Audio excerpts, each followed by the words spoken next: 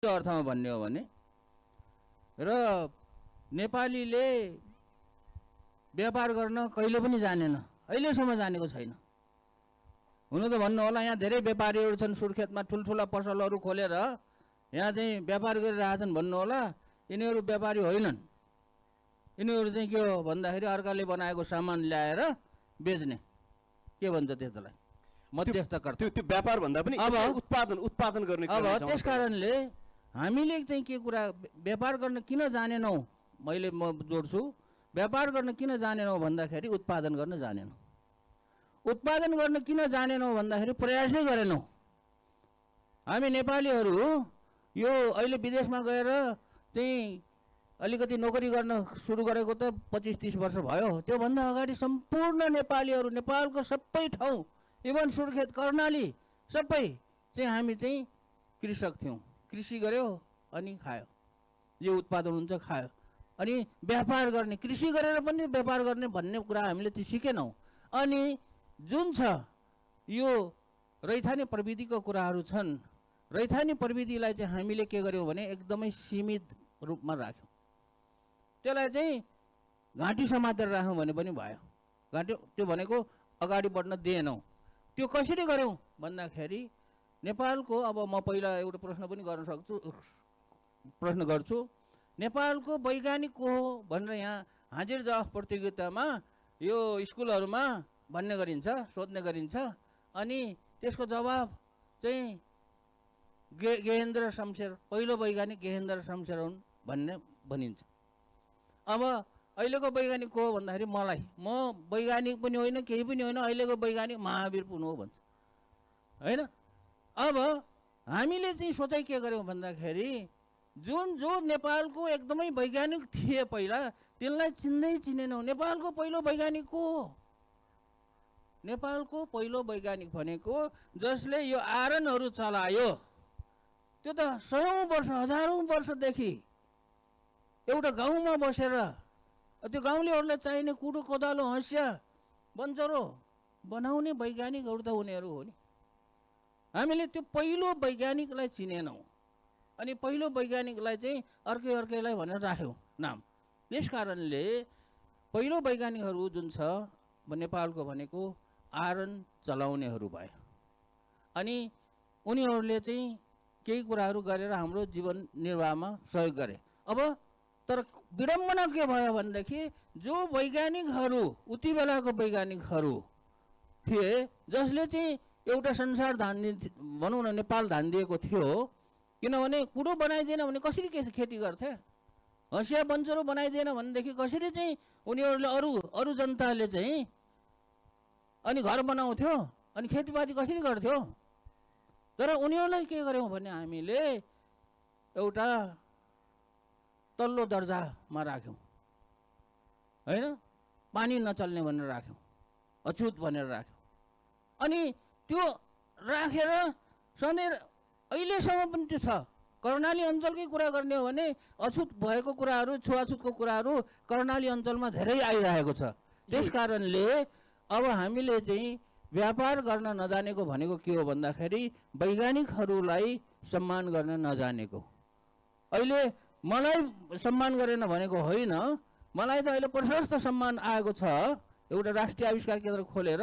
तर हाम्रो एकदमै उहिलेदेखिका जो वैज्ञानिकहरू थिए र अहिले पनि नेपालमा धेरै वैज्ञानिकहरू छन् जो चाहिँ अहिले त्यो वैज्ञानिकहरू अहिले देश विदेशमा गएर अमेरिका, जापान जतासुकै गएर चाहिँ ठुल्ठुलो वैज्ञानिक भएका छन्। उनीहरूलाई सम्मान गर्न नजानेको हुनाले हामी व्यापार गर्न जानेन। ठुलो विषयलाई हामी बिस्तारै आउँला। अहिले चाहिँ मोटामोटी यो रैथाने सिपलाई तपाईँले आविष्कार केन्द्र मार्फत यसलाई एउटा आकार दिएर, प्रकार दिएर विदेशबाट आयात गर्ने कुरा होइन कि यहीँ उत्पादन गर्ने कुरामा जसरी जोड दिएर लागिरहनु भएको छ नि, यसमा मुख्यतया के कुरा भयो भने तपाईँले गरि पनि रहनु भएको छ, त्यो भयो भने यसलाई थप बढाउन सकिन्छ, धेरै ठाउँमा पुर्याउन सकिन्छ। रैथाने यस्तो छ, रैथाने भन्नाले के हुन्छ भने यो नेपालमै भएको कुराहरू भन्ने हुन्छ, इन्डिजिनियस टेक्नोलोजी भन्ने हुन्छ।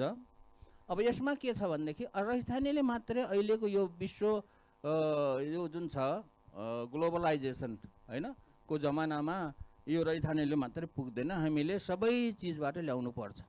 र रैथानेलाई पनि त्यसलाई चाहिँ विकसित गर्नुपर्छ। तर रैथानेलाई मात्रै विकसित गरेर चाहिँ हामीले यो चाहिँ देशलाई चाहिँ समृद्धि बनाउन सक्दैनौँ। त्यसकारणले यो रैथानेलाई बढाउनुको लागि चाहिँ अहिले हाम्रो गाउँघरबाट, रैथाने भनेको गाउँघरको चाहिँ उसलाई प्रतिभाहरूलाई चाहिँ ल्याउनुपर्छ। अहिले राष्ट्रिय आविष्कार केन्द्रमा हेर्नुहोस्, उता दार्चुलादेखि लिएर वा ताप्लेजुङ, उता के अरे पूर्व सङ्खुवासभादेखि लिएर यो जतासुकै यो डडेलधुरा यतातिर जम्मै मान्छेहरू, केही मान्छेहरू जो पढे लेखेको छैनन् तर उनीहरूसँग सिप छ, राष्ट्रिय आविष्कार केन्द्रमा आएर बनाउन केही चिजहरू बनाउन कोसिरहेछ। अब आरएनकै कुरा गर्ने हो भने एकजना भाइ आसामबाट आएको थियो, ऊ चाहिँ कहिले पनि त्यसरी चाहिँ मेसिनहरू नबनाएको तर आरएनमा चाहिँ काम गरेको। त्यो भाइले राष्ट्रिय आविष्कार केन्द्रमा 3 महिना बसेर त्यो फलाम एउटा मोटरले चलाएर फलाम कुट्ने, उसलाई त मोटर पनि थाहा थिएन पहिला, त्यो फलाम कुट्ने चाहिँ बनाएर त्यहाँ चाहिँ परीक्षण गरिरहेको छ। अब यस्ता किसिमका जुन छ यस्तोहरूलाई पनि रैथानेहरूलाई पनि उस गर्ने के अरे प्रोत्साहन दिने गर्नुपर्छ। यदि राष्ट्रिय आविष्कार केन्द्रले त्यो भाइलाई हामीले होइन सक्दैनौँ तिमीहरूले के अरे तिमीलाई चाहिँ हामीले मद्दत गर्न सक्दैनौँ भनेको भएदेखि उसले त्यो पनि बनाउन सक्ने थिएन। 3 महिना लगायो त्यसले, र अहिले विकास गर्दा अझै पनि अरू बनाउँछु भन्दैछ तर अहिले घरमा आएर आएको छैन। त्यस किसिमले चाहिँ यो रैथाने जुन प्रविधि छ त्यसलाई विकास गर्नको लागि रैथानेलाई नै खोजेर हामीले त्यस्तो ठाउँ दिनुपर्छ जहाँ चाहिँ उनीहरूले चाहिँ आफ्नो सिपको विकास गर्न सकुन्। तर नेपालमा चाहिँ के छ त भन्दाखेरि आविष्कार अनुसन्धान गर्ने भन्ने बित्तिकै मास्टर्स डिग्री पढेको, पिएचडी पढेको अनि धेरै चाहिँ देश विदेश खाएकोलाई मात्रै के अरे यो अनुसन्धानकर्ता भन्ने बुझिन्छ। तर गाउँघरमा केही न केही गरेको मान्छेहरूलाई हामीले उनीहरूलाई अनुसन्धानकर्ता अथवा नपढेको भनेर चाहिँ उनीहरू वास्तै नगर्ने चलन भएको हुनाले यो भएको विकास नभएको। हस्, म डिबी नेपालीज्यू तपाईँ कहाँ आइपुग्छु। यो अहिले खास गरी रैथाने सिपमा जो रमाएका छन्, जो वर्षौँदेखि गरेका छन्, कतिसम्म भने नेपाल एकीकरण हुँदादेखि जसरी पृथ्वीनारायण शाहले हतियार कहाँबाट ल्याउने भन्ने पाटोमा सबैभन्दा बढी छलफल हुँदा जसवीर कामी जसले हतियार उत्पादन त्यति बेला तत्कालीन समयमा उनले त्यो हतियार लड्नका लागि बनाउने हतियार जसवीर कामीले बनाएका थिए। भनौँ रैथाने त तपाईँ हाम्रो टाढाको विषय रहेनछ, घरमै रहेछ। त्यसलाई उत्पादनसँग जोड्न, उनीहरू त्यही रमाएको कुरालाई प्रोत्साहन गर्न के कुराले रोकेको छ? समस्या कहाँनिर देखिन्छ त्यहाँ? तपाईँको प्रश्नमा 1-2 अरू कुरा राखेर म जोडिन्छु। यो नेपालका कथित दलितहरू चाहिँ 12औं शताब्दीबाटै बाहिरबाट आए र पृथ्वीनारायण शाहसँगै पूर्वतिर गए भन्ने छ। त्यो इतिहास अलिकति गलत छ, त्यसलाई सच्याउनु पर्छ। प्राचीन यो कामी झाँक्रीको उखा फलाकमा हेर्दाखेरि कृषिको सभ्यता गर्ने किराँती शिवा सँगसँगै तिखु कामी भन्या छ, कतै तिखन कामी पनि भन्या छ कि त्यो कृषिको सभ्यताको सुरुवातै कामीहरूबाट भएको हामी पाउँछौँ। त्यसै गरी ऋग्वेद अथर्ववेदमा पनि कामीको बारेमा चाहिँ त्यहाँ उल्लेख गरेको हामी पाउँछौँ। र पश्चिममा रसायनशास्त्रको विकास चाहिँ सन् 1300 देखि 1600 को बिचमा भएको रहेछ। तर नेपालका कामीहरूले हजारौं वर्ष अगाडि नै रसायनशास्त्रको विकास गर्नुभएको छ। त्यसको प्रमाण के हो भन्दाखेरि सुन केले जोड्छ, तामा केले जोड्छ, फलाम केले जोड्छ, त्यसका काठ केले जोड्छ भन्ने कुराहरू चाहिँ कामीहरूले पहिला नै रसायनशास्त्रको विकास गरिसकेको थियो। र त्यो चाहिँ प्रमाणित रूपमा उहाँहरूले गर्दै पनि आइराख्नु भएको हामी पाउँछौँ। यसरी हेर्दाखेरि उहाँहरूले कुनै पनि विश्व कुनै पनि तालिम केन्द्रहरूमा गएर चाहिँ त्यो उहाँहरूले विकास गरेको होइन। उहाँहरूले चाहिँ निरन्तर रूपमा हजारौं वर्षदेखि प्रकृतिसँग सिकेर प्रकृतिबाट चाहिँ उहाँहरूले चाहिँ त्यसरी चाहिँ उहाँहरूले चाहिँ विकास गरेको हामी पाउँछौँ। यस अर्थमा हेर्दाखेरि यो अघि नै डाक्टर साहबले भनिसक्नुभयो, मानव बन्ने सङ्घर्षमै चाहिँ लडिरहेको यो समुदाय अब उहाँहरूको त्यो सिप पनि चाहिँ जातमा लगेर जोडेर एकदम त्यो किसिमले चाहिँ एउटा चाहिँ सामाजिक अलगीकरण, बहिष्करण, किनारीकृत चाहिँ अदृश्यकरण गरियो होइन। त्यो नै नेपालको प्रगति, नेपालको समृद्धि र नेपालको विकासमा चाहिँ ठुलो दुर्भाग्यको रूपमा चाहिँ मैले लिएको छु अध्ययनको रूपमा होइन। त्यस हिसाबले गर्दाखेरि अब यो रैथाने सिपहरूलाई प्रबन्धन गर्नको लागि जस्तो अब एकीकरणको समयमा पनि धेरै हाम्रो आरनबाटै विकास भएर पृथ्वीनारायणलाई सहयोग गर्नुभयो र द्वन्द्वको बेलामा पनि माओवादी सशस्त्र द्वन्द्वको बेलामा पनि सुरक्षा क्षेत्रबाट र यता माओवादीको क्षेत्रबाट पनि दोहोरो अचानक मासु जस्तो चाहिँ यो समुदाय परेको थियो। सहयोग नगरौँ भनेदेखि अब विद्रोहीले समस्या पार्ने र सहयोग गरौँ भनेदेखि फेरि चाहिँ सुरक्षाबाट चाहिँ समस्या हुने एउटा सूत्रै थियो त्यो बेला चाहिँ दकासा दमाई कामी सार्कीलाई चाहिँ तपाईँको माओवादीको कुनै पनि दोषी नै हुनु पर्दैन थियो त्यो चाहिँ एउटा चाहिँ कत्लेआम भइहाल्थ्यो त्यो तपाईँ हामी भुक्तभोगी छौँ। त्यो भएको कारणले गर्दाखेरि चाहिँ अब हामीले त्यो जबसम्म हाम्रो स्थानीय स्रोत साधन सिपहरू प्रविधिहरूलाई हामीले चाहिँ सम्मान दिँदैनौँ, सम्मान नदिनुकै परिणाम चाहिँ यो। खास गरी नेपाल सरकारले 60को दशकमा राष्ट्रिय उद्योग प्रवर्धन नीतिको चाहिँ नीतिगत व्यवस्था गर्यो। त्यसपछि चाहिँ परम्परागत सिप व्यवसाय पेसाहरू चाहिँ धराशायी भएको चाहिँ हामी पाउँछौँ। यहाँको देशको उत्पादनलाई प्राथमिकता नदिने र जति पनि बाहिरबाट आएका कुराहरूलाई मात्रै हामीले चाहिँ उपभोग गर्न थाल्यौँ र यसलाई चाहिँ पुँजी प्रविधि र पहुँच यो तीनटा कुराको अभाव चाहिँ छ यो समुदायमा। उहाँहरूसँग पहुँच पनि नहुने, प्रविधि पनि नहुने र पहुँच पनि नहुने, यो तीनटै कुराको अभावले गर्दाखेरि 60को दशकदेखि चाहिँ के भयो भन्दाखेरि जुन समुदाय शिल्पकला को चाहिँ एउटा धनी थियो, शिल्प कौशलको चाहिँ धनी थियो र त्यो समुदाय चाहिँ के भयो भन्दाखेरि श्रमिकमै सीमित हुन बाध्य भयो। जोसँग सिप प्रविधि थियो होइन उहाँहरू चाहिँ पछि पर्नुभयो, तर उहाँहरू एउटा श्रमिकमा मात्रै चाहिँ सीमित हुनुभयो र जुन समुदायसँग चाहिँ पहुँच पनि थियो, प्रवृत्ति पनि थियो, पहुँच पनि थियो, उहाँहरू चाहिँ मालिक बन्नुभयो। अहिलेको अवस्थासम्म हेर्दाखेरि हामी देख्छौँ नि होइन एउटा सडकमा चाहिँ सडकमै छन् अहिले पनि सार्कीहरू, एउटा आरनमै चाहिँ सीमित छन् कामीहरू, एउटा चाहिँ तपाईँको बाटोमा नै सडक पेटीमै सीमित छन् दबाईहरू पनि। र तराई मधेसका जति पनि हाम्रा शिल्पी समुदाय भन्छौँ सम्मानित हिसाबले, हामी चाहिँ त्यसलाई कथित दलितको रूपमा चाहिँ मैले भन्ने गरेको छु होइन। एउटा सम्मानित वर्ड इज पावर भन्छ होइन, त्यसकारण शब्दमा पनि एउटा शक्ति हुन्छ, शब्दमा पनि एउटा चाहिँ सम्मान हुने भएको हिसाबले हामीले हिमाल पहाड र तराई मधेसका जति पनि शिल्पी समुदायहरू छन् उहाँहरूको आत्मसम्मानलाई माथि नउठाइकन र उहाँहरूको सिप व्यवसायलाई उहाँको परम्परागत प्रविधिहरूलाई चाहिँ राष्ट्रिय मूलधारमा नलिकन देशले प्रगति गर्नै सक्दैन। र कर्णालीकै कुरा गर्ने हो भने यहाँको कुल जनसङ्ख्याको करिब झन्डै 30% हाराहारीमा यो प्रदेशमा हाम्रो चाहिँ यो समुदायहरू बस्नुहुन्छ।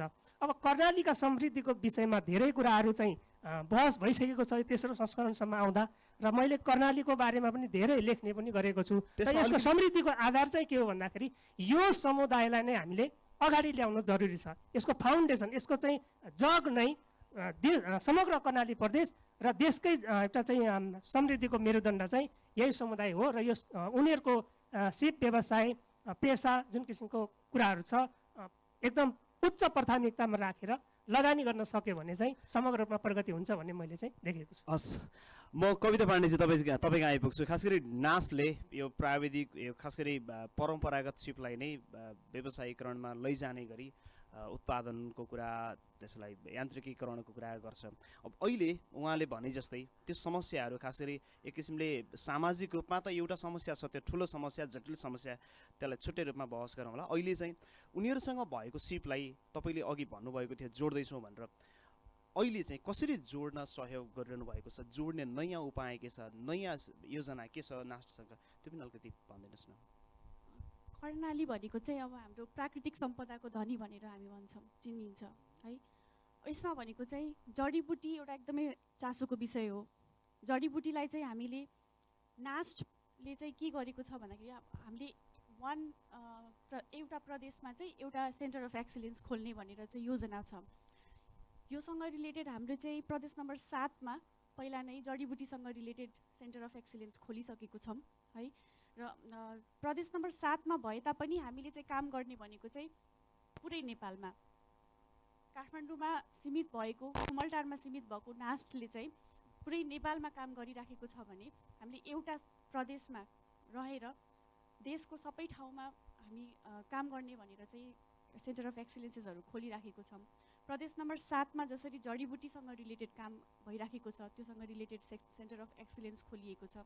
यो परम्परागत प्रविधिसँग आबद्ध भएर चाहिँ हामीले सेन्टर अफ एक्सिलेन्स लुम्बिनी प्रदेशमा खोलेको छौँ लुम्बिनी प्रदेशमा खोल्ने तयारीमा छौँ।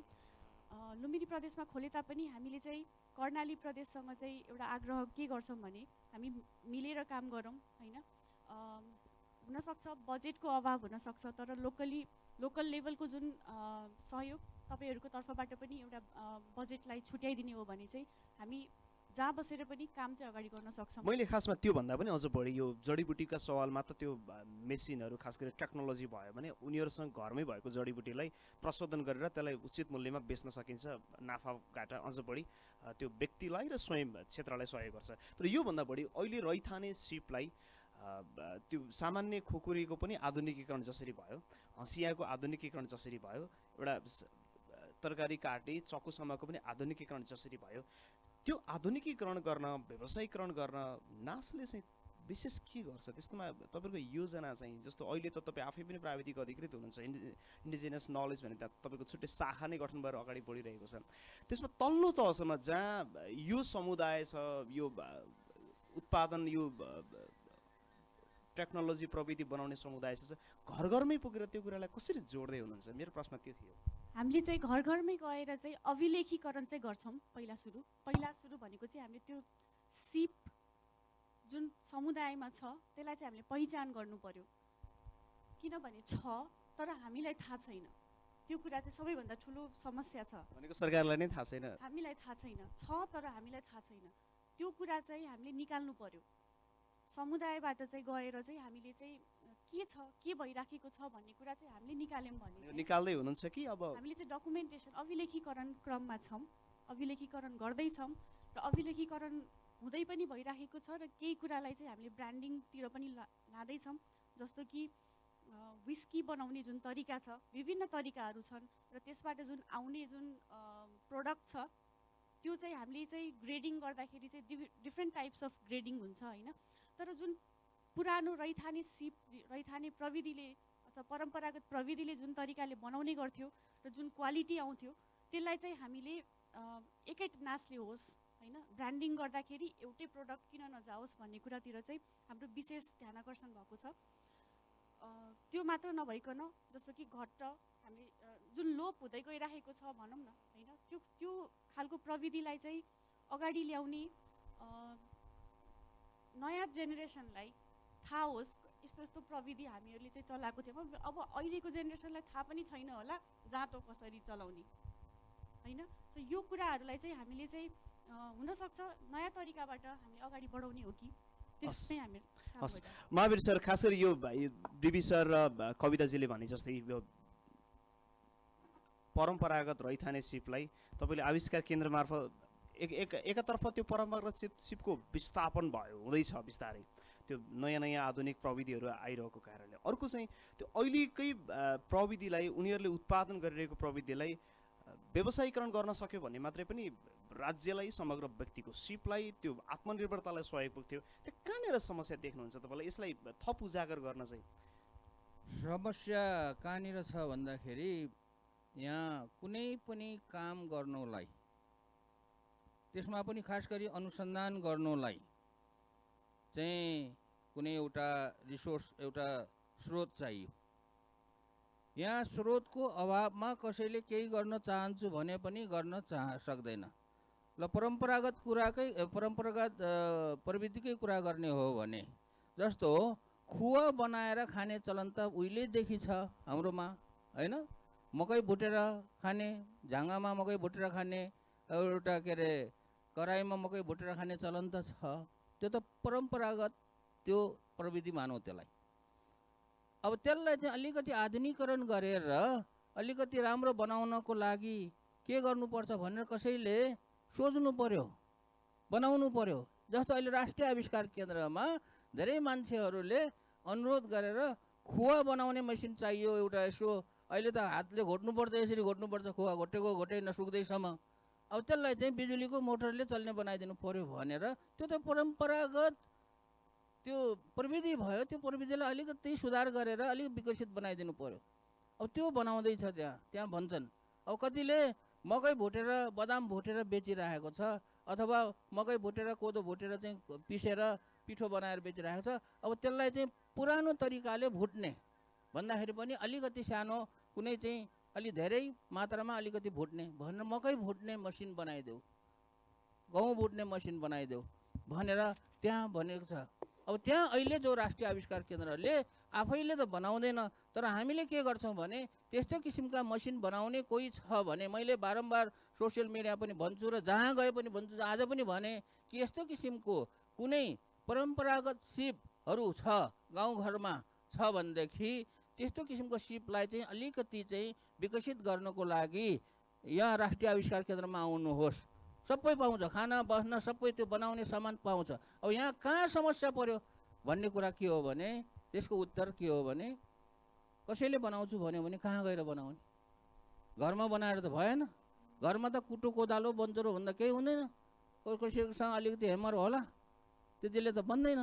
त्यस कारणले समस्या के हो भन्दाखेरि परम्परागत जो चाहिँ नलेज छ, ज्ञान छ, त्यसलाई चाहिँ विकसित गर्नको लागि चाहिने एउटा प्रयोगशाला, एउटा आरण छैन। अहिले विकसित आरण छैन क्या। त्यो अहिलेको आरण भनेको के हो भन्दाखेरि यस्तो किसिमको वर्कसप भयो, एउटा ल्याब हुनु पर्यो र त्यो ल्याब चाहिँ को अभावमा धेरै चाहिँ उस गरिरहेको छ, के अरे गर्न सकिरहेको छैन। जस्तो अहिले मैले भने कर्णालीकै यो हाम्रो आसामबाट, यो दाङबाट भयो, उता कैलालीतिरबाट भयो, यतातिरबाट धनगढीतिरबाट भयो, मान्छेहरू आविष्कार केन्द्रमा आएर उनीहरूलाई हामीलाई राष्ट्रिय आविष्कार केन्द्रमा आउनलाई यति पढेको मान्छे भनेर त्यो शैक्षिक योग्यता चाहिँदैन। यो कुरा पनि भन्नुहोस्, अरूलाई पनि भन्नुहोस्। हामीले कसले कति पढेको छ भनेर हेर्दैन अनुसन्धान गर्नको लागि। किनभने यो परम्परागत जुन यो प्रविधि छ यसलाई विकास गर्नको लागि कसले कति पढेको छ यो पढेको मान्छेले अनुसन्धान त गर्दैन, गाउँलेले नै गर्ने हो। तिनीहरूलाई सिर्फ के चाहियो भन्दाखेरि काम गर्ने एउटा थलो चाहियो। त्यो थलोको अभावमा चाहिँ नभएको हो। अब हामीले एउटा राष्ट्रिय आविष्कार केन्द्र मात्रै खोलेर हुँदैन, यस्ता केन्द्रहरू धेरै खोल्नुपर्छ र यो कुरा चाहिँ हामीले चाहिँ बुझ्नुपर्छ। हस्, हामी आरण, अन्वेषण र आविष्कार सेसनमा छौँ। हामीसँग 3 जना वक्ता हुनुहुन्छ, महावीर पुन, कविता पाण्डे र डिबी नेपाली। हामी तपाईँहरूका केही प्रश्न पनि लिन्छौँ। खास गरी परम्परागत प्रविधिको कुरा कहाँनिर समस्या हुँदा ती उत्पादनसँग जोडिएका छैनन्, त्यसले राष्ट्रलाई टेवा दिन सकेको छैन, त्यस विषयमा तपाईँका पनि केही प्रश्नहरू भए हामी सुन्न चाहन्छौँ र त्यसको सम्बन्धित व्यक्तिबाट जवाफ पनि लिने प्रयास गर्छौँ। कसैको हात कृपया माइकको त्यहाँ, तपाईँको नाम छोटोमा र सोझै प्रश्न राखिदिनु होला। हस्, धन्यवाद। सबभन्दा पहिला त हाम्रो पुन सरलाई हाम्रो यो सुर्खेतमा स्वागत छ। साथै हाम्रो यो पानी खाने हाम्रो पँधेरो हो, यो पँधेरोमा पनि उहाँलाई आउनुभएकोमा धन्यवाद छ। त्यहाँबाट मैले सुरु गर्न चाहेँ। मेरो कस्तो जिज्ञासा भनेदेखि एकदम राम्रो कुरोहरू आइरहेछ।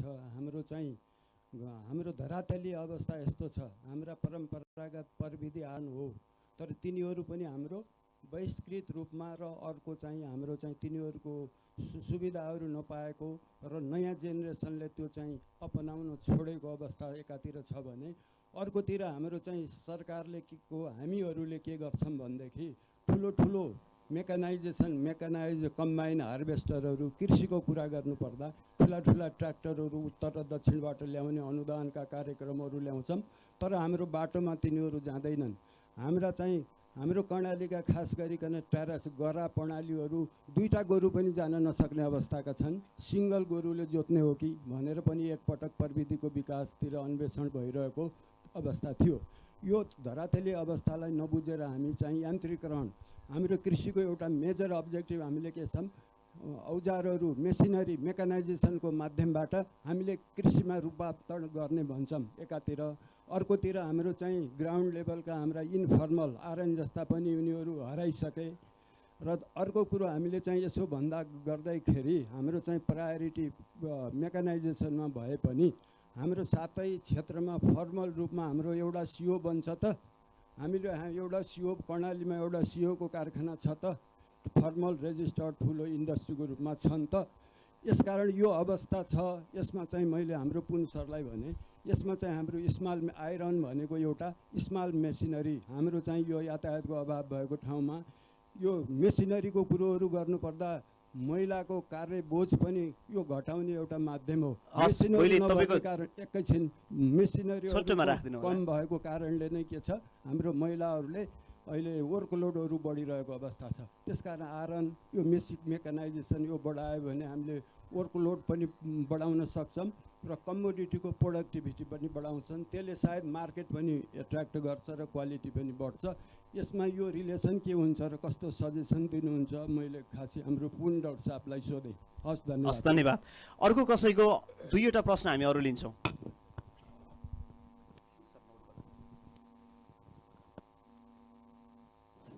हेलो,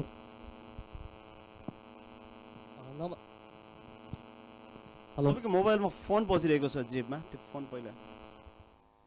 नमस्ते। मेरो नाम चाहिँ जगत सापकोटा, दुल्लु नगरपालिका 11 दैलेखबाट। म सर्वप्रथम हाम्रो महावीर पुन सरलाई चाहिँ हार्दिक आभार प्रकट गर्न चाहन्छु, जसले हाम्रो सुनिरहेको छु, बोल्दा हुन्छ। हाम्रो यो नेपालमा चाहिँ एक किसिमको नयाँ उहाँले भएको छ, जुन चाहिँ यसलाई चाहिँ म केही प्रश्न उहाँ लगायत सम्पूर्णलाई जसलाई आफू रिलेटेड लाग्छ सक्नुहुनेछ। अहिले हामी चाहिँ प्रायः जसो, हस् मैले माइक परिवर्तन गरेँ, बोल्दा हुन्छ, कन्टिन्यू। हाम्रो चाहिँ सरल यन्त्रलाई नै कसरी हुन्छ मोडिफाई गर्नतिर लागिरहेका छौँ आविष्कारका नाममा। सरल यन्त्रलाई आविष्कारसँग जोड्दाखेरि कहीँ न कहीँ महँगो परे जस्तो देखिन्छ क्या। प्रत्येक सरल यन्त्रलाई आविष्कारमा लाग्दा प्रायः जसो विद्युतीय भइसकेका छन्।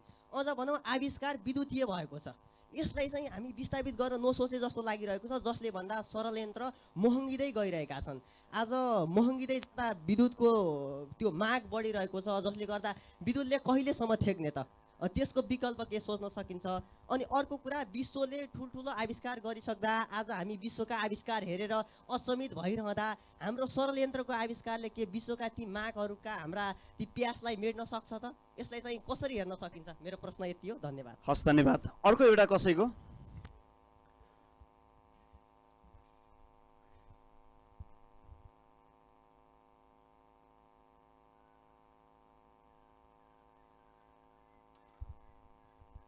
धन्यवाद।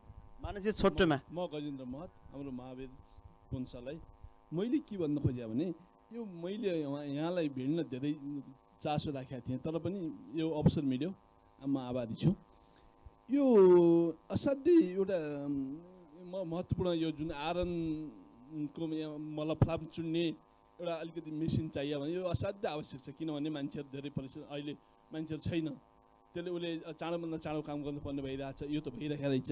मैले यहाँलाई के भने काठमाडौँमा यो डिपोबाट बालुवा ट्र्याक्टरमा हाल्नलाई अब डोजर सधैँ पाइँदैन।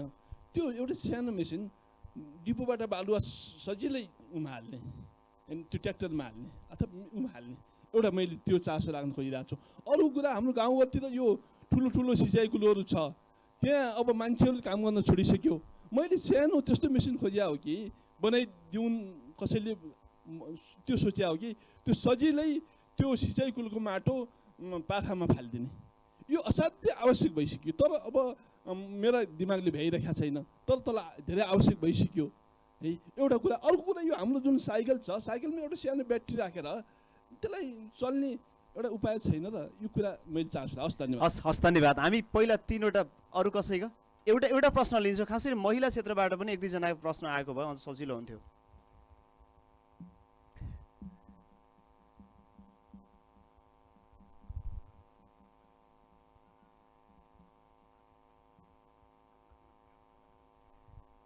Mic connection. यहाँहरू सबैलाई नमस्कार। एकदमै राम्रो छलफल भयो। प्रमुख रूपमा चाहिँ यो मेरो नाम अर्जुन पण्डित, म कर्मचारी हो। यो रुरल टेक्नोलोजीलाई यो म चाहिँ कर्णाली प्रदेशको 10वटै जिल्लामा पुगेको छु, लगभग अधिकांश पालिका पनि पुगेको छु। त्यहाँ जाँदै गर्दा एउटा किसानले बिहान उठेर कोदाली काँधमा राखेर अथवा हलो काँधमा राखेर सोझै प्रश्न पाउनु सर, सबभन्दा सजिलो। एकदमै सिधा। त्यसो भएदेखि रुरल टेक्नोलोजीलाई हाम्रो गाउँमा बिना बिजुली, बिना पेट्रोल कसरी सजिलैसँग धेरैभन्दा धेरै उत्पादन गर्न सकिन्छ र त्यो कृषि औजार र यो आधुनिक प्रविधिलाई कसरी बढावा दिन सकिन्छ, यो मेरो प्रश्न हो। हस्, थ्याङ्क यू। हस्, धन्यवाद। हामी 4वटै प्रश्न खास गरी महावीर पुनसँग सम्बन्धित देखिन्छन्। यसलाई क्रमशः जवाफ दिन म आग्रह गर्दछु। अब 4वटै प्रश्न भन्दाखेरि पनि यहाँ चाहिँ के भयो भने यो ग्रामीण क्षेत्रमा अब किसानहरूलाई सहज हुने किसिमको मसिनहरू बनाउनु पर्यो भन्नु पर्यो।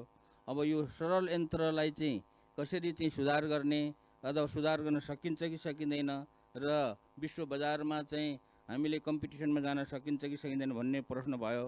अब उहाँ अर्को चाहिँ यो ट्र्याक्टरले बालुवा ट्र्याक्टरबाट बालुवा भर्ने लोड गर्ने कुराहरू, सिँचाइको लागि साइकललाई ब्याट्री बनाउने, यो रुरल टेक्नोलोजी सबै कुराहरू यो ग्रामीण क्षेत्रको लागि चाहिने कुराहरू हो। र मैले अहिले राष्ट्रिय आविष्कार केन्द्रमा फोन आइरहन्छ, बिहानदेखि बेलुकासम्म जहिले पनि आइरहन्छ। मैले के भनेको छु भने 24 घन्टा मेरो फोन खुला हुन्छ, जहिले गरे पनि हुन्छ भनेपछि त मान्छेलाई फ्री भइहाल्यो होइन। अब सबैभन्दा धेरै प्रश्न आउने यो तपाईँहरूको यो 4 जनाको मात्र होइन, नेपालभरिबाट आउने प्रश्न यही हो। अहिले यो यति धेरै माग बढेको छ कि तपाईँलाई थेक्न पनि गाह्रो छ। त्यो उत्पादन राष्ट्रिय आविष्कार केन्द्रले गरेर उपलब्ध गराउने ल्याकत अहिले रहन्छ या राख्छ? अब ल्याकत त्यही कुरा म जोड्न चाहिरहेको छु। अब नेपालभरिबाट यस्तै किसिमको प्रश्नहरू आउँछ। अब यो प्रश्नको जुन छ ल्याकत के अरे उत्तर दिँदाखेरि ल्याकत छ कि छैन भन्ने कुरा, एउटा मान्छेले अथवा एउटा सानो राष्ट्रिय आविष्कार केन्द्र जस्तो आरनै हो यो आरन खोलेर यो सबैको माग त पुरा गर्न सकिँदैन। अब यस्तो किसिमको माग पुरा गर्न यो बनाउन सकिन्छ, तपाईँहरूले भने जस्तो सबै चिज बनाउन सकिन्छ। त्यो ट्र्याक्टरले भर्ने पनि बनाउन सकिन्छ, साइकललाई ब्याट्री हालेर बनाउन सकिन्छ, अरू रुरल टेक्नोलोजीलाई जे गर्न सकिन्छ, बिजुलीले चल्ने बनाउन सकिन्छ, सबै सकिन्छ। तर सबै लाग्नु पर्यो, 2-4 जना लागेर हुँदैन। अब सरकार पनि लाग्नु पर्यो। अब सरकार भनेपछि अहिले अब सबैले हेर्ने चाहिँ सङ्घीय सरकारलाई। सर, म त्यसलाई जोडिहाल्छु। उहाँहरूले त्यो सिँचाइको कुरामा आउँदा खास गरी मान्यजीले राखेको प्रश्नमा चाहिँ त्यो सामान्य तपाईँलाई उहाँलाई हामीलाई सामान्य लाग्ला, तर त्यो यदि किन्न पर्यो भने सजिलै पाइएला बरु अलिक खोजखाज गऱ्यो भने अहिले चाहिँ त्यो उत्पादन गरेर हामीले, किनकि हरेक नेपालका हरेक ठाउँमा त्यो प्रयोग हुन्छ, उत्पादनतर्फ तपाईँको तत्कालै ध्यान होइन होइन उत्पादन अब तपाईँहरूलाई भन्नु होला उत्पादन गर्न सुरु गरेको छैन भन्नु होला। राष्ट्रिय आविष्कार केन्द्रमा गएको 3 वर्षमा यो बिचको 1.5 वर्षलाई छोडेर 1.5 वर्षमा भनौँ 88वटा किसिमका विभिन्न उपकरणहरू यस्तै तपाईँहरूले भने जस्तै विभिन्न किसिमको 88वटा उपकरणहरू बनाउनको लागि प्रयास गरिरहेको थिए। त्यो 88वटा उपकरणहरू बनाउनको लागि जस्तो यो सिँचाइको लागि भन्ने कुरा पनि एकजना यता के अरे यो दाङको भाइ आएर यहाँ प्रयास गरिरहेको छ। अब यो 88वटा मध्येमा 55वटा फेल खायो, उसले काम गरेन क्या। अनुसन्धान भनेकै यही हो, गर्ने हो, कोही हुन्छ कोही हुँदैन। त्यस कारणले राष्ट्रिय आविष्कार केन्द्रले यस्ता किसिमका उत्पादनहरू गर्नलाई चाहिँ आफू सक्दो प्रयास गरिरहेको छ। 24 घन्टा खोलिदिएको छ, जसले जतिखेर आएर बनाउने प्रयास गरे पनि हुन्छ। तर यो एउटा उसले मात्र, एउटा राष्ट्रिय आविष्कार केन्द्र कीर्तिपुरमा भएकोले मात्र सक्दैन। यसको लागि अब यो यस्तो साधारण कुराहरू गर्नको लागि स्थानीय सरकार, प्रदेश सरकार, अब सङ्घीय सरकारलाई छोडिदिउँ, प्रदेश सरकार र यो चाहिँ स्थानीय सरकारले पनि बल गर्नुपर्छ। र यस्तो किसिमको चिजहरू कसैले बनाउनु चाह्यो भने बनाउनको लागि के चाहिन्छ, एउटा ठाउँ बनाइदिनु पर्यो, एउटा ट्रसको चाहिँ टिनको छानो हालेर ट्रसको ठाउँ बनाइदिनु पर्यो। त्यहाँ चाहिँ वेल्डिङ मसिन, काट्ने मेसिन, अनि के अरे ड्रिल गर्ने मसिनहरू 2-4 अलिअलि चाहिँ औजारहरू राखिदिनु पर्यो, मान्छेले आफैले बनाउँछ। यो कुरा चाहिँ बुद्धि आएको छैन। सबैले राष्ट्रिय आविष्कार केन्द्रले के गरिदिनुहुन्छ, किन गरेन राष्ट्रिय आविष्कार केन्द्रले भनेर राष्ट्रिय आविष्कार केन्द्रलाई मात्रै ताकेर हुन्छ, हुँदैन। त्यस कारणले कर्णालीमा चाहिँ म आज यहाँ भन्न आएको चाहिँ के हो त भन्दाखेरि राष्ट्रिय आविष्कार केन्द्रले के गरिरहेको छ भन्ने कुरा पनि भन्न आएको हो। तर यो चाहिँ तपाईँहरूले, तपाईँको प्रदेशले चाहिँ गर्न सक्नुहुन्छ र तपाईँको प्रदेशले भनेको स्थानीय सरकारले गर्न सकिन्छ। तर अहिले न त स्थानीय सरकारले चाहिँ केही प्रयास गरेको छ, न त प्रदेश सरकारले त्यसको लागि केही प्रयास गरेको छ, न त केन्द्रीय सरकारले गरेको छ। अहिले चाहिँ जनताले नै प्रयास गर्नुपर्ने छ र जनता मिलेर केही गर्न चाहने हो भने ल ठिक छ, यस्तो किसिमको प्रयासहरू हामीले उहाँ राष्ट्रिय आविष्कार केन्द्रमा आउनु पर्दैन। मैले त भनिरहेको छु यहाँ नै केही खोल्ने हो भने ल ठिकै छ, हामीले पनि सहयोग गर्छौँ, तपाईँहरूले चाहिँ अगाडि बढाउनुहोस्। यहाँ सुर्खेतमा पनि एउटा केन्द्र खोल्ने भनेर मध्यपश्चिमाञ्चल युनिभर्सिटीसँग छलफल पनि भएको हो, तर कुरा मात्रै भयो। हस्, म एकछिनमा आउँछु तपाईँ कहाँ। विद्या डिबी नेपालीज्यू, यो खास गरी उहाँहरूको प्रश्न सुन्दाखेरि माग एकदमै बढ्दो, तर अहिले तत्कालै हामीले यो पाउन सक्ने आधार एउटा राष्ट्रिय आविष्कार केन्द्र रहेको, तर त्यहाँबाट तत्कालै उहाँले भने जस्तो त्यो प्रविधि पाउन नसक्ने। अब यी समस्यालाई समाधान गर्ने बाटो के हुन सक्छ? जुम्लाका डाक्टर गोविन्द नेपालीको अनुसन्धान अनुसार यो समुदायको उत्पादन गरेर बिक्री गर्न सक्ने सिपहरू चाहिँ 121 प्रकारका रहेछन् उहाँको अनुसार। अब त्यसलाई बनाएर हामीले बिक्री गऱ्यौँ भने अर्थतन्त्र पनि बलियो हुने र यो समुदायले पनि चाहिँ सम्मान पाउने अवस्था हुने, तर त्यो हुन सकिरहेको छैन। र हिजो हामीले राणा शासनलाई गाली गऱ्यौँ, पञ्चायतलाई गाली गऱ्यौँ, के शासनलाई गाली गऱ्यौँ, त अहिले त जनताको शासन छ नि, गणतन्त्र छ नि, होइन? यो बेलामा ट्याक्कै गरिहाल्नुपर्ने अवस्था छ कि होइन? ठोस रूपमा सुनारको 100 चोट, कामीको 1 चोट भन्ने छ नि, अब हान्नुपर्ने चाहिँ 1 चोट हो कि यो गणतन्त्रमा, किनकि यो जनताको शासन छ, जनताको तन्त्र छ। त्यो भएको हिसाबले कुमाउँ गढवालमा म्याचल फ्रेडेले चाहिँ आयरनबाट हेरेर उहाँले चाहिँ इलेक्ट्रोमेकानिकलको चाहिँ आविष्कार गर्नुभयो। तर नेपालका आयरन कर्मीहरू, नेपालका आयरन चलाउने जुन कामी समुदायहरू अहिले पनि उहाँहरू चाहिँ के हुन्छ भन्दाखेरि जहाँको त्यहीँ हुनुहुन्छ, आयरनमै सीमित हुनुहुन्छ। र एउटा चाहिँ बोल्नेको पिठो बिग्छ, नबोल्नेको चाहिँ जुम्ली काली मार्सी पनि बिग्दैन भन्ने जस्तै अवस्था चाहिँ हामी पाउन सक्छौँ। त्यो भएको हिसाबले अब यसलाई चाहिँ अब डाक्टर महावीर पुन सरले भने जस्तै गाउँ गाउँबाट, टोल टोलबाट, नेपालको आयरन नभएको त गाउँ कुनै पनि बाँकी नै छैन, होइन? ती आयरनहरूलाई नै चाहिँ हामीले चाहिँ आविष्कार केन्द्रको रूपमा विकास गर्न सक्नुपर्छ। र मैले कर्णालीमा चाहिँ अध्ययन गर्दाखेरि, कर्णाली क्षेत्रको चाहिँ अध्ययन गर्दाखेरि मैले प्रस्ताव गरेको थिएँ, यो आवासीय किसिमको रैथाने शिल्पकला तथा संस्कृति विश्वविद्यालय गर्ने अनि महाविद्यालय गर्ने, त्यसपछि स्थानीय सरकारहरूमा पनि त्यो किसिमको आवासीय किसिमको चाहिँ रैथाने शिल्पकलालाई चाहिँ प्रवर्धन गर्ने, उत्पादन गर्ने, त्यो किसिमको एउटा चाहिँ वैज्ञानिक अन्वेषणहरू, खोज आविष्कारको कुराहरू चाहिँ हामीले एउटा चाहिँ संस्कारकै रूपमा, संस्कृतिकै रूपमा हामीले चाहिँ विकास गर्न सक्यौँ भने यसले देशको अर्थतन्त्र र त्यो समुदाय पनि अगाडि आउने र तपाईँ हाम्रो दैनिक उपभोग्य कुराहरूलाई पनि चाहिँ विदेशकै भर चाहिँ पर्नु नपर्ने चाहिँ मैले चाहिँ देखेको छु। त्यो घर घरमै भएका खास गरी आयरन, जसलाई अब मिनी आविष्कार केन्द्र पनि भनौँ, सानो आविष्कार केन्द्रहरू, त्यसको लागि चाहिने आवश्यक स्रोत साधनको जुवा चाहिँ कसरी गर्न सकिएला त? मैले अघि सुरुमा पनि यो विषयमा त बोलेँ। पहुँच, प्रविधि र चाहिँ तपाईँको चाहिँ जुन छ नि पुँजी, यो तिनटै कुराको अभाव छ कि यो समुदायसँग, होइन? उसँग चाहिँ तपाईँको अब विभेद भोग्नु परेको छ। धेरै अब हाम्रो समुदायहरू यो पेसाबाट पलायन भइसकेको अवस्था छ कि यो तितो यथार्थ छ। र अब मिडियाको यहाँ धेरै साथीहरू हुनुहुन्छ होला, म अन्यथा त नलिनु होला, तर त्यही कम्युनिटीले काम गरेको चाहिँ तपाईँको छोड्दै गए भन्ने किसिमको चाहिँ एउटा प्रचार हुन्छ, तर अरू समुदायले गर्यो भने चाहिँ संरक्षण गरे भन्ने किसिमको चाहिँ त्यो एङ्गलबाट समाचारहरू चाहिँ आउँछन्। तर उनीहरूले किन छोडे, के कारणले छोडे? विभेद भयो कि, उनीहरूसँग पुँजी भएन कि, उनीहरूसँग चाहिँ प्रवृत्ति भएन कि, के कारणले चाहिँ त्यो समुदायले चाहिँ छोड्दै गयो र के कारणले फेरि कसरी चाहिँ उहाँहरूलाई चाहिँ अगाडि ल्याउन सकिन्छ र पुरानै अवस्थामा चाहिँ उहाँहरूलाई चाहिँ जोड्न सकिन्छ भन्ने विषय चाहिँ खोज अनुसन्धान नै हुन सकेको छैन। त्यो कारणले गर्दाखेरि पनि बाजा बजाउने समुदायहरू, यो पेसा चाहिँ आयरनको काम गर्ने समुदायहरू, जुत्ताको काम गर्ने समुदायहरू, काठको काम गर्ने समुदायहरू, जति पनि शिल्पकला, संस्कृति, सम्पदा र सभ्यताको जग छ, यही समुदाय नै हो। र उनीहरूले चाहिँ एउटा चाहिँ सम्मानित जीवन चाहिँ बाँच्ने अवस्थाबाट पनि वञ्चित हुनुपर्दा उनीहरू चाहिँ एउटा चाहिँ अपमानित भएर चाहिँ एउटा चाहिँ यो अपमानको कारणले पनि चाहिँ उनीहरू छोड्दै गएको अवस्था चाहिँ देख्न सकिन्छ। भनेको आवश्यकताको पाटो मैले छोटोमा एक वाक्यमा जवाफ दिँदाखेरि अहिले यो समस्या छ तर समाधान हुन सक्ने त बाटो एउटा अहिलेकै आरणबाट पनि केही समाधान त निस्कन्छ नि।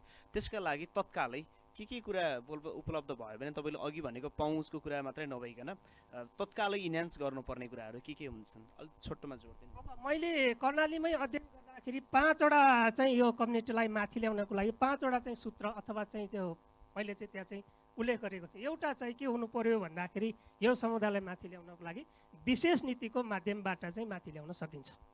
त्यो भनेको तिनै तहका सरकारले एउटा विशेष नीति नै बनाउनु पर्यो र उनीहरूको के छ सिप कलाहरू सर्वेक्षण गर्नु पर्यो।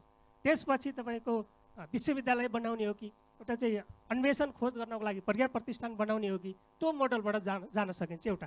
दोस्रो चाहिँ कार्यशाला उत्पादन र व्यापारबाट भनेर मैले चाहिँ अर्को चाहिँ बुँदा उल्लेख गरेको छु। त्यहाँनिर चाहिँ एउटा कार्यशाला बनाउनु पर्यो कि यो चाहिँ तपाईँको यो दलित कथित दलित भन्नेहरूलाई चाहिँ कस्तो छ भने घोकन्ते विद्या जस्तो भएको भार भाष गाईलाई चाहिँ तपाईँको मासु खुवाउने र बाघ र सिंहहरूलाई चाहिँ घाँस खुवाउने किसिमको जस्तो पाठ्यक्रम भएको छ र यो समुदायको लागि छुट्टै किसिमको पाठ्यक्रम विकास हुनु पर्यो र उहाँहरूले चाहिँ एउटा चाहिँ कार्यशाला पनि हुन्छ, त्यहाँ उत्पादन पनि हुन्छ र त्यो उत्पादित सामग्रीहरू चाहिँ तिनै तहको सरकारले एउटा सहकारीको माध्यमबाट सङ्कलन गरेर त्यसलाई चाहिँ व्यापार पनि गर्न चाहिँ सकिन्छ। अर्को तेस्रो भनेको पर्यटन प्रवर्धनको माध्यमबाट कर्णाली प्रदेश सरकार, स्थानीय सरकार र सङ्घ सरकारले पनि संयुक्त रूपमा कसरी गर्न सक्नुहुन्छ भने यो समुदायको जति पनि उत्पादित हस्तकलाहरू छन् त्यसलाई चाहिँ पर्यटन प्रवर्धन गर्ने ठाउँमा चाहिँ स्वदेशी विदेशी जति पनि ठाउँहरूमा आउनुहुन्छ पर्यटन प्रवर्धन गर्ने। जस्तो यहाँ हुड्के कल्चर छ, विभिन्न नाचहरू छ, उहाँहरूलाई होमस्टेको रूपमा चाहिँ विकास गरिदिने कि सरकार होइन। त्यो भयो भने के हुन्छ भन्दाखेरि उहाँहरूको सिप पनि बिक्री हुन्छ, सरकारलाई फाइदा पनि हुन्छ। तेस्रो कुरा त्यो भयो छोटकरीमा। र अर्को चाहिँ सहभागिता र प्रोत्साहनको माध्यमबाट सहभागिताले आत्मबल बढाउँछ। आत्मबलले चाहिँ उहाँहरूलाई नीतिगत रूपमा चाहिँ त्यहाँ चाहिँ नीतिगत व्यवस्था गर्नको लागि पनि सम्बन्धित समुदाय नै भयो भनेदेखि चाहिँ राम्रो हुन्छ। अनि प्रोत्साहन अघि सुरुमा पनि मैले भने आत्मसम्मान चाहिँ गिरेको छ कि यो समुदायको होइन। आत्मसम्मान माथि उठाइसकेपछि उहाँहरूलाई प्रोत्साहन गर्नु पर्यो कि होइन। जति पनि बुढापाकाहरू छन्, वैज्ञानिक छन्, लालबहादुर विश्वकर्मा यहाँहरूले नाम सुन्नुभएको होला, यसै क्षेत्रको हुनुहुन्थ्यो। उहाँ चाहिँ पानी र तेल बिना नै चल्ने स्वचालित मोटरको चाहिँ आविष्कारक हुनुहुन्थ्यो। राजा महेन्द्रबाट उहाँले सम्मान पनि पाउनु भएको। त्यस्ता वैज्ञानिकहरू त कति धेरै हुनुहुन्छ। यस्ता कुराहरू, यस्ता प्रतिभाहरूलाई खोजेर हामीले सम्मान गर्नुपर्छ। अन्तिम कुरा पेसा पलायनमा रोक र रोजगारी सिर्जनाबाट। पेसा कसरी चाहिँ भइरहेको छ त उनीहरू, यो पेसाबाट कसरी उनीहरू चाहिँ विरक्तिएर अथवा अपमानित भएर छोड्दै गइरहेको छन् त त्यसलाई हामीले के गर्नु पर्यो, विशेष नीतिको माध्यमबाट हामीले त्यो रोक्नु पर्यो। त्यो रोकिसकेपछि के हुन्छ भन्दाखेरि गाउँमा टोलमा हरेक नेपालका चाहिँ कुना कन्दराहरूमा के हुन्छ, रोजगारी सिर्जना हुन्छ होइन। अहिले त 12 पास नगरिकन बाहिर जाने चाहिँ प्रक्रिया सुरु भइहाल्छ। हामी बेरोजगार उत्पादन गरिराखेका छौँ र जति पनि यहाँ सरकारका प्रतिनिधिहरू हुनुहुन्छ, आदरणीय मान्यज्यूहरू हुनुहुन्छ, तपाईँहरू नीति निर्माणको क्षेत्रमा हुनुहुन्छ, यस्ता विषयहरूलाई ठोस रूपमा चाहिँ अब ठ्याक्कै अघि पनि मैले भने उखान सुनारको 100 चोट कामीको 1 चोट, अब एकैचोटिमा हान्ने गरी चाहिँ यस्ता कुराहरूमा चाहिँ हामीले गर्न सक्यौँ भने यो समुदाय मात्रै नभएर एक डेढ दशकभित्रैमा देशले चाहिँ अर्कै स्थितिमा पुग्न सक्छ र त्यसको लागि लगानी आवश्यक छ। लगानी राज्यले नै विशेष रूपमा अग्रसरता लिन जरुरी छ। हस्, म कविताजीका आउँछु। यो उहाँले भनेकै कुरामा खास गरी जोसँग सिप छ त्यसलाई अघि जोडिएको प्रश्न पनि हो। फेरि यो खास गरी धेरै प्रश्नहरू सुन्दाखेरि सिप पनि छ, आविष्कार केन्द्र पनि छ, तर यो बिचको तारतम्यता कता मिलिरहेको छैन। त्यो जोड्न खास गरी यी कुराहरूलाई राज्यकै स्तरबाट प्रोत्साहन पनि हुने, आविष्कार पनि हुने र उपभोक्ताका माग पनि सम्बोधन हुने गरी के चाहिँ गर्न सकिन्छ? एउटा कुरा त पहिचान हुन्छ। पहिचान हामीले उचित प्रविधिको पहिचान गर्ने। अर्को भनेको चाहिँ त्यो पहिचानको प्रवर्धन, सबैभन्दा ठुलो कुरा प्रवर्धन अब लोकल लेभलबाट पनि हुनसक्छ, स्थानीय सरकारबाट पनि हुनसक्छ र हामीले चाहिँ सङ्घीय सरकारबाट पनि त्यसको प्रवर्धन गर्नु पर्यो। राष्ट्रिय स्तरमा पनि र हामीले अन्तर्राष्ट्रिय स्तरमा पनि सक्यौँ भने चाहिँ झनै राम्रो। महावीर पुन्ज्यू, खास गरी उहाँले भनेको कुरा यो जोड्न चाहिँ कहाँनिर समस्या र यसको समाधान चाहिँ तपाईँ के देख्नुहुन्छ?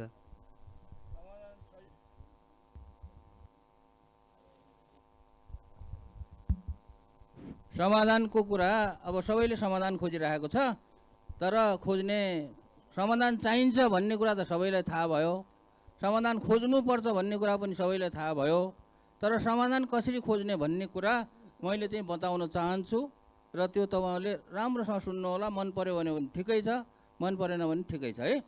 समाधान एउटै छ।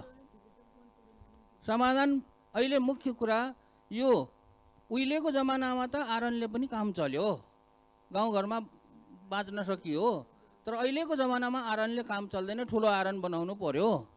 ठुलो आरन बनाएर त्यसको चाहिँ प्रविधिको विकास गर्नु पर्यो। यो ग्रामीण क्षेत्रको प्रविधिदेखि लिएर उसको विश्व बजारमा कम्पिटिसन हुने किसिमको प्रविधि ल्याउनु पर्यो। त्यो गर्ने भनेको के हो भने प्रविधिको विकास गर्नको लागि अनुसन्धान गर्नुपर्छ। अनुसन्धान नगरिकन केही बनेको छैन। अहिले मैले यहाँ डटपिन देखेको छु, यो डटपिनको अनुसन्धान कसैले गरेर बनाएको छ। यस्तो हजारौँ किसिमको डटपिन गरेको छ। यो टोपी लगाएको छु मैले, यो टोपीको अनुसन्धान कसैले गरेको छ। जे चिज तपाईँहरूले जे प्रयोग गर्नुभएको छ त्यो अनुसन्धान गरेको छ। अनुसन्धान नगरिकन केही चिज बनेको छैन। तपाईँहरूले मास्क लगाउनु भएको छ, मास्कको पनि कसैले अनुसन्धान गरेर गरेको छ।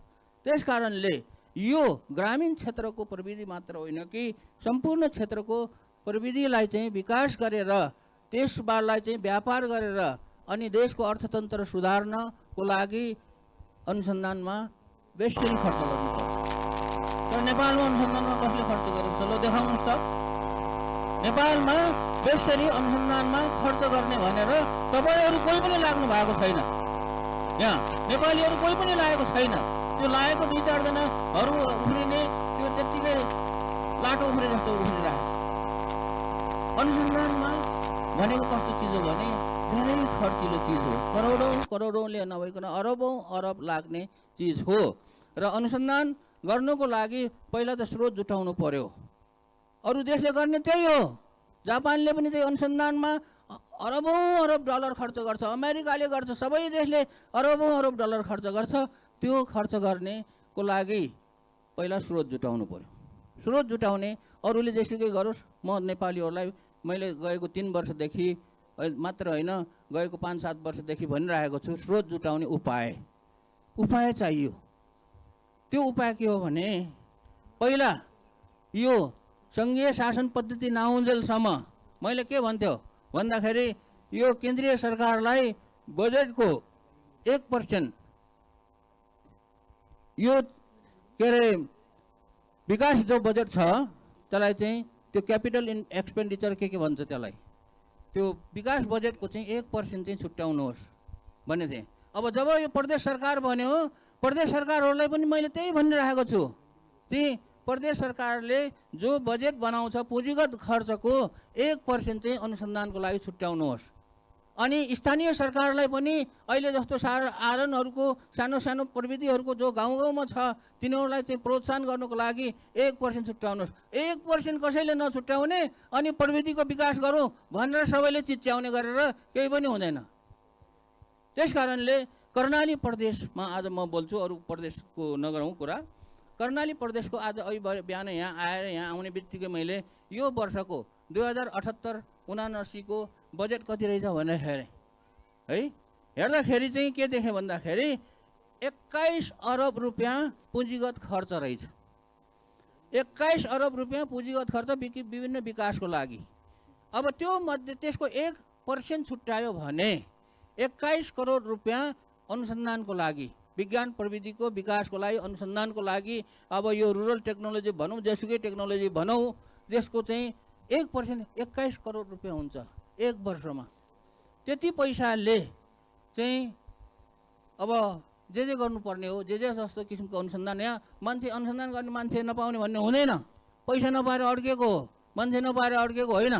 त्यसो भने महावीर पुञ्जी त्यो 1% 21 करोड रुपियाँ छुट्याउने तागत छैन भने यस्तो किसिमको यो आरन आजको जस्तो कार्यक्रम राख्दै नराखे पनि हुन्छ। त्यो नेताहरूले त्यो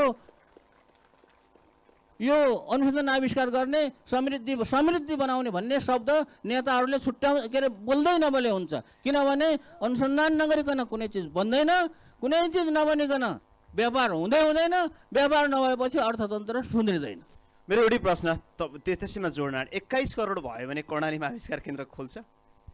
त्यो कुरा मात्र होइन, हेर्नुहोस्, म त अहिले सरकारलाई मात्र भने, त्यो कुरा प्रदेश सरकारको कुरा भयो। स्थानीय सरकारलाई मैले भनिरहेको छु, गएको अब अहिले अर्को स्थानीय चुनाव आउँदैछ, त्योभन्दा अघिल्लो स्थानीय चुनाव भएर जब नेताहरू चाहिँ स्थानीय स्तरको नेताहरू छानिए अनि कतिपय नेताहरू राष्ट्रिय आविष्कार केन्द्रमा आएर ल हामी चाहिँ छानियौँ, अब के गर्नुपर्छ भनेर म कहाँ छलफल गर्न आएँ।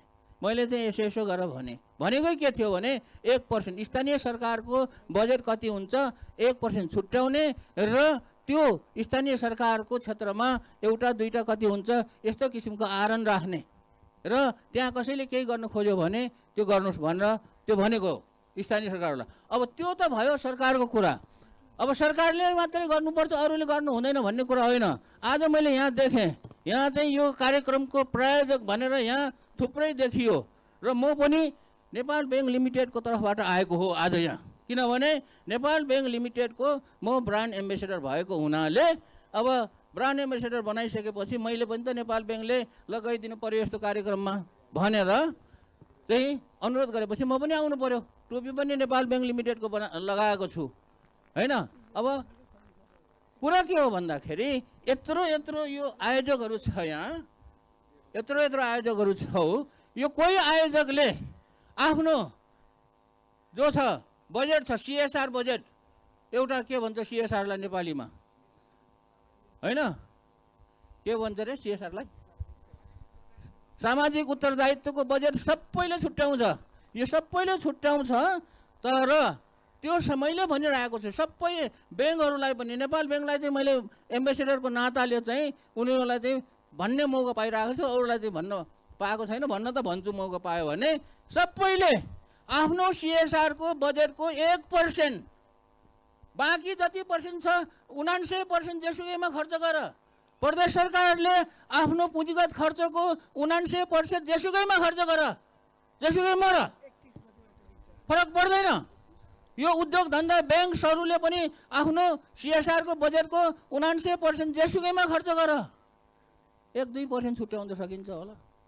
यो छुट्याएपछि मात्र हुँदैन, बजेट छुट्याएर मात्र हुँदैन, पैसा त भयो, अब त्यसलाई सञ्चालन गर्नको लागि एउटा कानुन चाहिन्छ। कस्तो कानुन चाहिन्छ भने अनुसन्धान तथा विकास रिसर्च एन्ड डेभलपमेन्टको लागि यो प्रचलित कानुनले पुग्दैन। यो जो छ मन्त्रालय चलाउने, विभाग चलाउने, यो प्रदेश सरकार चलाउने कानुनले पुग्दैन यो खर्च गर्ने कुरामा। यसको लागि अनुसन्धान तथा विकासको लागि कसैले केही अनुसन्धान गर्न चाहन्छ भने त्यसलाई चाहिँ यो यसरी छुट्याइएको बजेटलाई कसरी चाहिँ खर्च गर्ने भन्ने एउटा सहज किसिमको कानुन बनायो भने मात्रै त्यो बजेट छुट्याएर हुन्छ। म एकदमै आज यहाँ नासको यहाँ उहाँ हुनुहुन्छ, आउनुभएको छ, अस्ति भर्खरै नासको एउटा के अरे उसमा नासको बारेमा एउटा पत्रिकामा एउटा समाचार पढेँ मैले, त्यो सायद सही होला किनभने त्यो चाहिँ राम्रै पत्रिका थियो। त्यसमा के भनेको थियो भने गएको वर्ष नासको चाहिँ बजेट, वार्षिक बजेट चाहिँ 33 करोड रुपियाँ रहेछ। 33 करोड रुपियाँमा 23 करोड मात्र खर्च भएछ, बाँकी त खर्चै भएन। अब यहाँ यसो भन्दाखेरि के सब अरूले के सोध्छन् भने नासलाई गाली गर्छ। नासलाई के भनेर गाली गर्छ भने यत्रो पैसा छुट्याइदिएर पनि खर्च नगर्न सक्ने यहाँ नासको मान्छेहरू निधाएको छ कि के हो, किन काम गर्दैन भनेर नासको कर्मचारीलाई गाली गर्छ। तर उनीहरूको हात बाँधिएको छ। हात केले बाँधिएको छ भने यसरी अनुसन्धान तथा विकासमा खर्च गर्नको लागि चाहिने जुन प्रक्रिया छ, एउटा विकासको प्रक्रिया जुन खर्च गर्ने प्रक्रिया छ त्यो प्रक्रियाले हुँदैन र एउटा सहज प्रक्रिया कसरी चाहिँ यो दिमाग भएको, आइडिया भएको, सिप भएको मान्छेलाई कसरी आकर्षण गर्ने र उनीहरूलाई चाहिँ कसरी फकाएर फुल्याएर चाहिँ केही चिजहरू बनाउने, चाहे गाउँको लागि होस् चाहे जासुको लागि होस्, त्यो गर्ने वातावरण बनाउनेको लागि चाहिँ कानुन चाहिन्छ। 1% बजेट छुट्याउने, त्यो अनुसार खर्च गर्ने कानुन बनाउने। यति कुरा सबैले, सङ्घीय सरकारले, प्रदेश सरकारले, स्थानीय सरकारले र यस्ता किसिमका व्यापारी उद्योग धन्दाहरूले, ब्याङ्कले पनि, यही कुरा चाहिँ मैले नेपाल ब्याङ्कलाई पनि भनिरहेको छु किनभने म एम्बेसेडरको हिसाबले भन्न सकिन्छ र हेरौँ नेपाल ब्याङ्कले पनि कति छुट्याउन सक्छ। छुट्याएन भने म एम्बेसेडर भएको के काम। होइन त्यो सबै छुट्यायो भने त्यसो भने कर्णालीमा आविष्कार केन्द्र खोल्छ? मेरो अघि प्रश्न तपाईँलाई दोहोऱ्याएँ। कर्णालीमा आविष्कार केन्द्र होइन, गाउँ गाउँमा खोल्छ। यो एउटा कर्णालीको त तपाईँले एउटाको कुरा गर्नुभयो, गाउँ गाउँमा खुल्छ। प्रदेश सरकारले पनि आफ्नो पुँजीगत खर्चको 1%, प्रदेश सरकारले आफ्नो पुँजीगत खर्चको 1% छुट्याउने हो भने यो गाउँ गाउँमा यो जुन आरनहरू छन्, गाउँ गाउँमा चाहिँ अरू अरू सिपहरू छन्, जडीबुटीको कुरा आयो, जडीबुटीलाई कसरी प्रशोधन गर्ने। यहाँ त मलाई त हुम्लादेखि जुम्ला यो चाहिँ मुगु यो जतासुकै यो क्षेत्रको मान्छेहरू पूर्व क्षेत्रको भन्दा पूर्वाञ्चलतिरको भन्दा यो अञ्चलको मान्छेहरू राष्ट्रिय आविष्कार केन्द्रमा बढी आउँछ र यही सिप प्रश्नहरू राख्छन्। अब मैले सुन्छु, उनीहरूलाई माया पनि लाग्छ, दया पनि लाग्छ। अब के गर्ने, माया दया लागेर। त्यस कारणले यो कुरा चाहिँ यसरी चाहिँ हामी अगाडि बढ्यो भने यसको उपाय समाधान, समस्याको समाधानको उपाय एउटै हो, यो भन्दा अर्को छैन। अब अन्य कुराहरू, ऐजनका कुराहरू, अहिले उहाँले राख्नुभएको कुराहरू जुन छ, कामीको एकैचोट भन्ने जुन छ, सुनारको 100 चोट भन्ने, एकैचोट भनेको त्यही 1% हो। भनेको बजेट छुट्यायो भने हामी त्यसपछि आउँछ अरू कुरा त हामी छलफल गरेर निकाल्न सकिन्छ नि, अहिले नै किन बनाउनु पर्यो। त्यस कारणले कामीको एकचोट भनेको हरेक सरकारले, सङ्घीय सरकारदेखि लिएर प्रदेश सरकार अरूले पनि यही एकचोट गर्नुपर्छ। यो किन मैले भन्छु भन्दाखेरि यो कोही नयाँ कुरा होइन। अमेरिका, इजरायल, कोरिया सबै देशले, विकसित देशहरूले आफ्नो बजेटको, उनीहरूले त पुँजीगत खर्चको पनि होइन, उनीहरूको जिडिपीको, कुल ग्राहस्थ उत्पादनको 3%, 4%, 5%सम्म खर्च गर्छ उनीहरूले, विकास बजेटको होइन।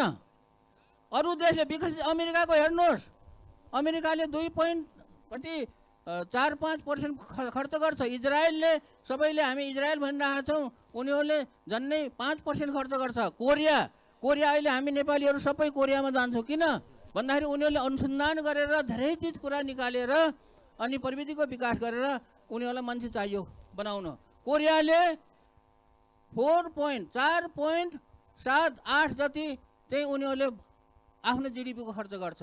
अरूले मैले कहिलेदेखि सरकार भनेदेखि बाबुराम भट्टराई प्रधानमन्त्री भएको पालादेखि योभन्दा अघिल्लो पल्ट केपी ओली सरकार होइन, प्रचण्ड सरकार हुँदैसम्मको सरकारहरूलाई मैले भनेको यही एउटा मन्त्र भनेको छ, यो एकैचोट हुन्छ यसले यो गर्ने, तर कसैले सुन्दैन। त्यस कारणले यही हो मेरो कुरा। हस्, यो समयका लागि तपाईँलाई धन्यवाद। र यो सँगै आजको आरन अन्वेषण र आविष्कार बहसमा भाग लिनुभएकोमा तपाईँहरू तीनैजना राष्ट्रिय आविष्कार केन्द्रका संस्थापक तथा वैज्ञानिक महावीर पुनज्यू, त्यसै गरी नास्टका प्राविधिक अधिकृत कविता पाण्डेज्यू, त्यसै गरी लेखक तथा अध्येता डिबी नेपालीसहित म सञ्चालक विष्णु विवेक पनि बिदा हुन्छु। धन्यवाद। धन्यवाद। आरन अन्वेषण र आविष्कार सत्रका वक्ता तथा सञ्चालकज्यूलाई कृपया एकैछिन स्टेजमा बसिदिनु हुन हार्दिक अनुरोध गर्दछु। र यस सत्रका वक्ताहरू महावीर पुन, कविता पाण्डे, डिबी नेपाली र सञ्चालक विष्णु विवेकज्यूलाई कर्णालीको नासो प्रदान गरिदिनुको निम्ति म कर्णाली उत्सव आयोजक समितिका सदस्य माधव चौलागाईज्यूलाई हार्दिक अनुरोध गर्दछु। उपस्थित महानुभावहरू, यसभन्दा पछाडि हामी अर्को सत्रमा प्रवेश गर्नेछौँ। लगानीमा लगाम र यहाँ चाहिँ वक्ताको रूपमा हुनुहुन्छ चण्डीराज ढकाल, उद्यमी, निरज केसी उद्यमी, अन्जु चौधरी शाखा अधिकृत उद्योग पर्यटन वन तथा वातावरण मन्त्रालय र यसलाई सञ्चालन गर्नुहुनेछ गणेश कार्कीज्यूले। कर्णाली उत्सव कुडा कर्णालीका 2078मा छौँ हामी राष्ट्रिय वाणिज्य ब्याङ्कलाई विशेष धन्यवाद दिन चाहन्छौँ। राष्ट्रिय वाणिज्य ब्याङ्कले शीर्ष प्रायोजन गरेको छ। त्यसै गरी सह आयोजकको रूपमा रहेको छ उद्योग पर्यटन वन तथा वातावरण मन्त्रालय, कर्णाली प्रदेश प्रवर्तकको रूपमा रहेको छ कर्णाली प्रदेश सरकार, आयोजक सहर वीरेन्द्रनगर नगरपालिका, सहकारी गर्ने समृद्धि फाउन्डेसन, राष्ट्रिय अपाङ्गता महासङ्घ र तमनेरी चासो सुर्खेत।